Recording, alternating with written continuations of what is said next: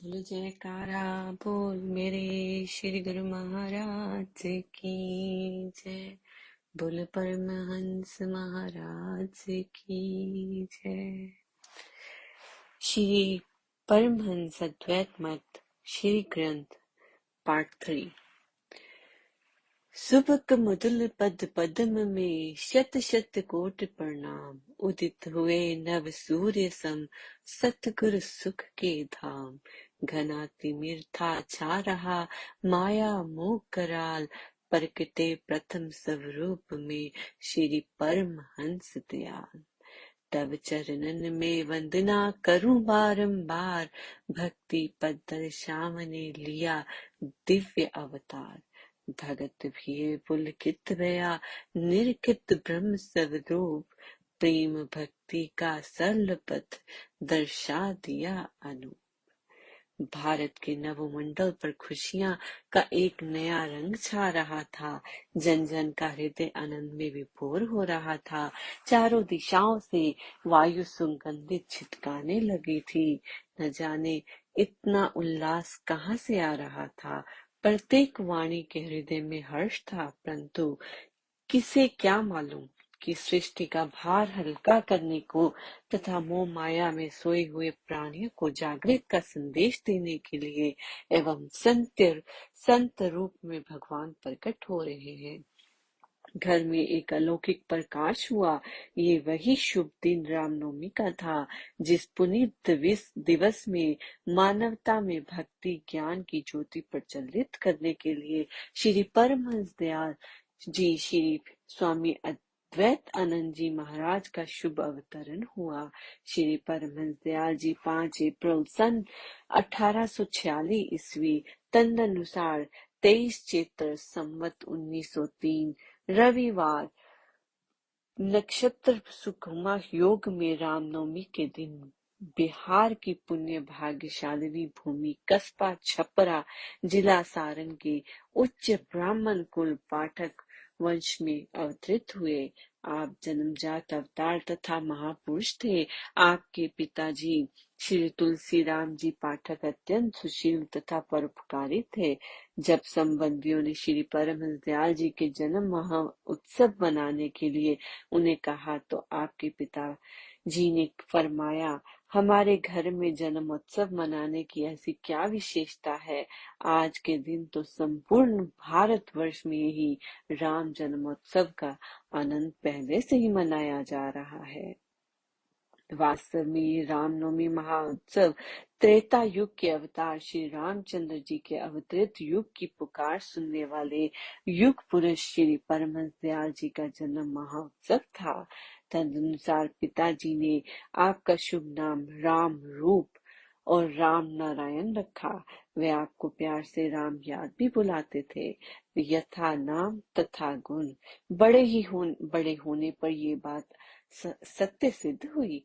आपके जन्म पर घर में हर्ष ही हर्ष छा गया। आनंद ने डेरे डाल दिए, परंतु पिताजी के लिए ये प्रसन्नता अधिक समय तक ना रही, क्योंकि जब आपकी आयु लगभग 9 मास की हुई आपकी माता जी का देहांत हो गया। आपके जन्म लेते ही खुशी, उधर धर्म पत्नी के स्वर्ग सिधारने का शौक।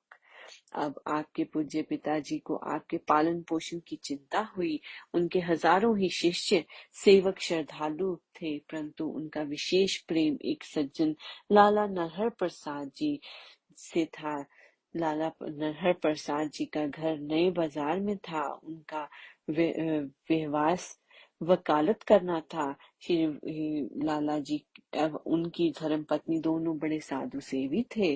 वे अपने गुरु अर्थात आपके पिताजी के आध्यात्मिक श्रद्धालु थे। उनका इकलौता लड़का आपसे 6 मास बड़ा था। अचानक ही आपकी माता जी के स्वर्ग सिधारने से 1 मास पूर्व उनके पुत्र का देहांत हो गया।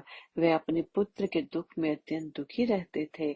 अब आपकी माता जी की मृत्यु के पश्चात आपके पिताजी ने आपको लाला नरहर प्रसाद जी तथा उनकी धर्म पत्नी को सौंप दिया।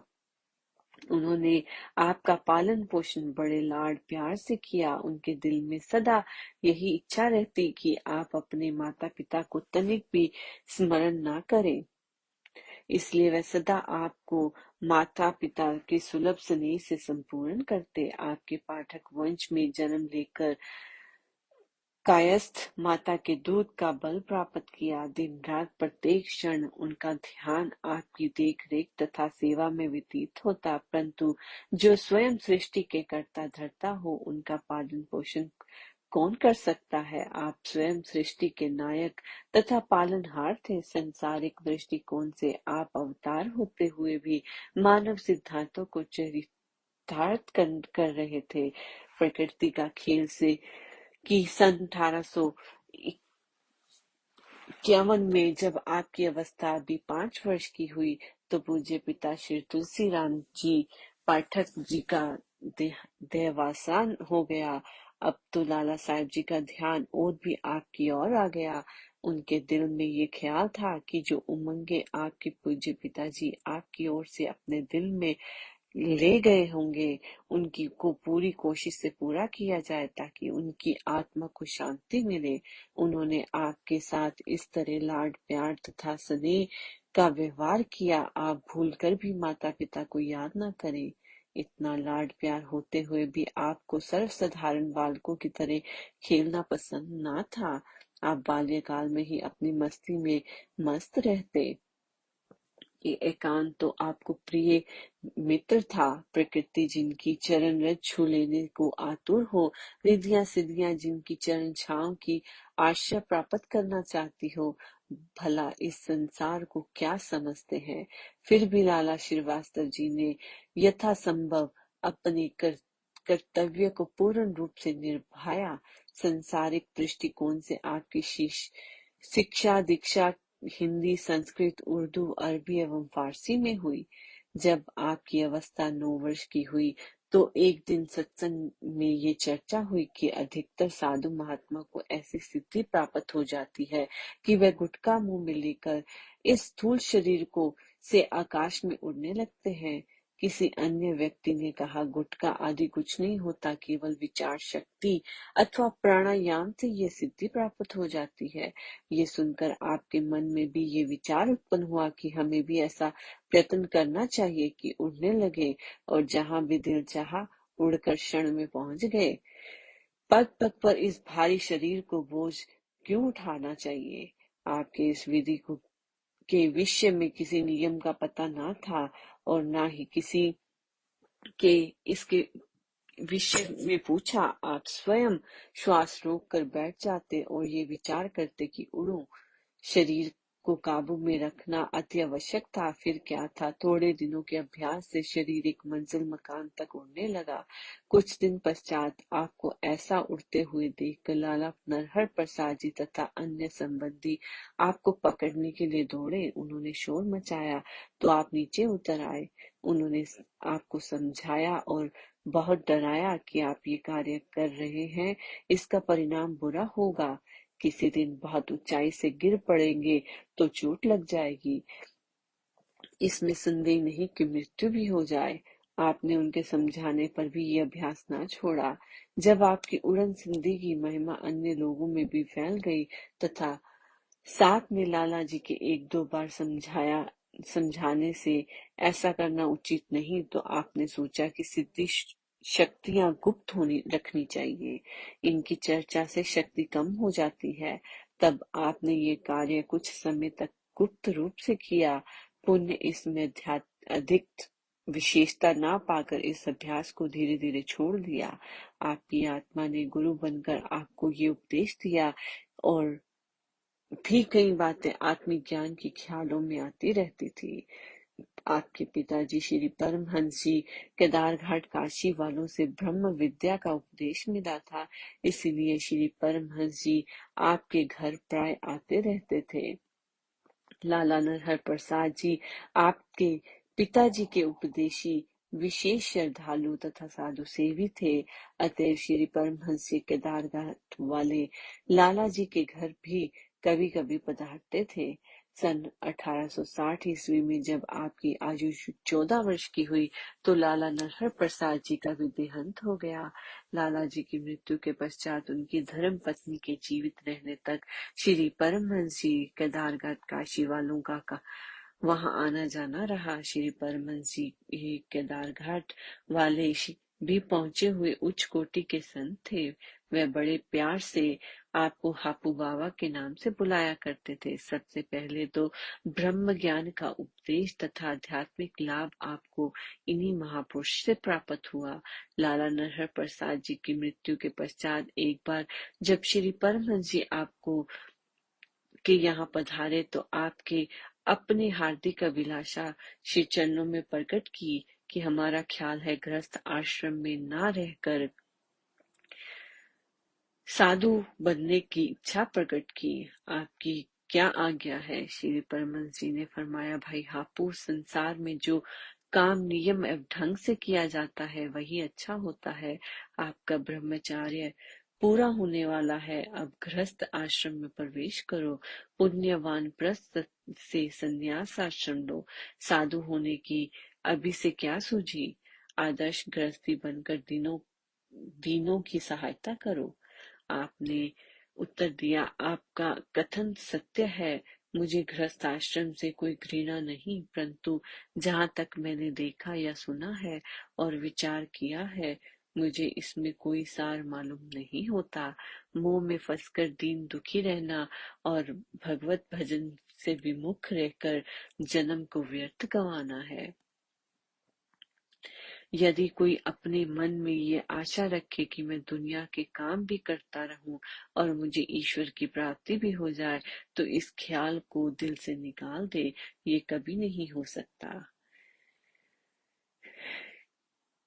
जब लग हरि सिमरे नहीं, जो संतन के मीत, वह दिन गिनती में नहीं, गए वृथा सब गीत। ये मोह की जंजीर बहुत कड़ी है, जब तक इसके बंधन में ना पड़ा जाए तब तक तो कुशल है, इस बंधन के पड़ जाने पर इसे काटना कठिन सा हो जाता है। श्री रामचरित्र मानस का कथन है, चले हर्षि तजी नगर, नृप तापस बन की भिखारी, जिमि हरि भक्ति पाई श्रम, तजी आश्रमी चारी। श्री रामचंद्र जी लक्ष्मण से कहते हैं कि जैसे शरद ऋतु को पाकर राजा, तपस्वी, व्यापारी और भिखारी आनंद से घर छोड़कर अपने अपने कामों को चलते हैं, ऐसे ही ब्रह्मचारी, गृहस्थी, वानप्रस्थी, सन्यासी हरि भक्ति को पाकर अपने अपने आश्रम छोड़ देते हैं। अर्थात जब भी जिस आश्रम में वैराग्य की प्राप्ति हो जाए, उसी आश्रम में ही सर्वस्व त्याग साधु बना जा सकता है। इसमें किसी नियम का बंधन नहीं है। आपने फरमाया कि जिस दिन वैराग्य हो जाए उसी दिन सन्यासी बन जाए, फिर न जाने कब विघ्न पड़ जाए, क्योंकि एक समय में एक ही काम ठीक प्रकार से हो सकता है। ऐसा नहीं कि दुविधा में दोनों गए, माया मिली न राम। ये सुनकर श्री परमहंस जी ने फरमाया, भाई साधु होना तो दुनिया पर भर की जिम्मेवारी सिर पर लेना है। तुम्हारा ये ख्याल है कि साधु बनकर कोई चिंता ना रहेगी, ये भी ठीक नहीं है, क्योंकि और बातों के अतिरिक्त मुख्य चिंता खाने पीने पहनने की हुआ करती है। ये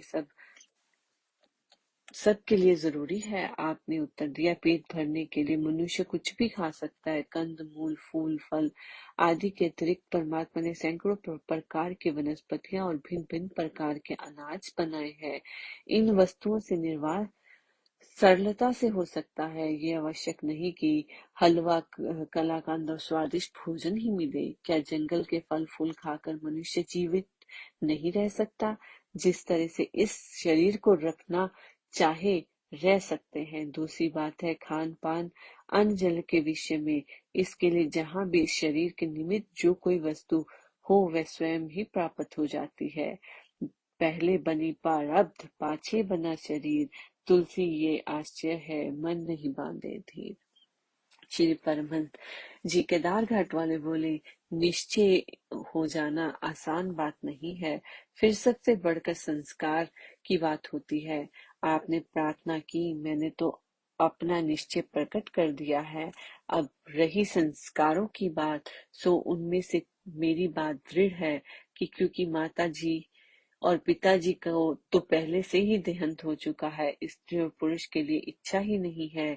अब संस्कारों में शेष क्या कमी रह गई? आप अंतर्यामी हैं, आप स्वयं ही इस विषय पर विचार करें, क्योंकि प्रकृति ने जो वातावरण बनाया है उसके प्रतीत होता है कि उसने किसी विशेष काम के लिए ही शरीर को उत्पन्न किया है। आप जी की पवित्र भावनाओं तथा उच्च विचारों को सुनकर श्री परमहंस केदार घाट वाले जी कुछ समय तो मौन होकर कुछ सोचते रहे। इसके पश्चात फरमाया, भाई हापू, यदि तुम्हारा ऐसा ही ख्याल है तो ठीक है, ऐसा ही करो, परंतु एक बात तो तुम्हें माननी ही होगी, वह ये कि लाला नरहर प्रसाद और उनकी धर्मपत्नी ने आपका पालन पोषण अपने सपुत्र की भांति किया है। अब चूंकि लाला जी का देहांत हो गया है, उनकी धर्मपत्नी का कोई आश्रय नहीं, उसे केवल तुम्हारा ही सहारा है, अतएव उसकी सेवा करना तुम्हारा कर्तव्य है। उसकी मृत्यु के उपरांत आपका जैसे दिल चाहे वैसे करना। उपदेश के अनुसार भजन अभ्यास तथा आंतरिक मंजिलों को पार करने का कार्य करते रहे। अपना ये ख्याल अभी लाला जी की पत्नी पर प्रकट ना करे, इससे वृद्ध अवस्था में उसे असहनीय दुख होगा। सत्य ही तो है कि कहते हैं, जब महान विभूतियां किसी महान कार्य तथा उद्देश्य की पूर्ति के लिए संसार में आती हैं, उनकी व्यक्तिगत महानता तथा प्रतिष्ठा के विशेष लक्षण तथा चिन्ह उनकी बाल्यकाल की झांकियों में स्पष्ट होने लगते हैं। क्या सुंदर उत्तर दिए आपने। जिन्होंने बचपन से ही मोहिनी माया की झिलमिल आकर्षित नहीं कर पाई, वह वही माया क्यों न संत महापुरुषों को चरण रेणु बन के आतुर हो। इसके पश्चात श्री परमहंस जी ने आपको कुछ विशेष उपदेश दिया। आपकी गुरु दीक्षा का नियम पूरा हुआ। आप भी अपने सतगुरु श्री परमहंस केदार घाट जी वालों के उपदेश अनुसार कार्य करने लगे। बोलो जयकारा बोल मेरे श्री गुरु महाराज की जय। बोलो साचे दरबार की जय।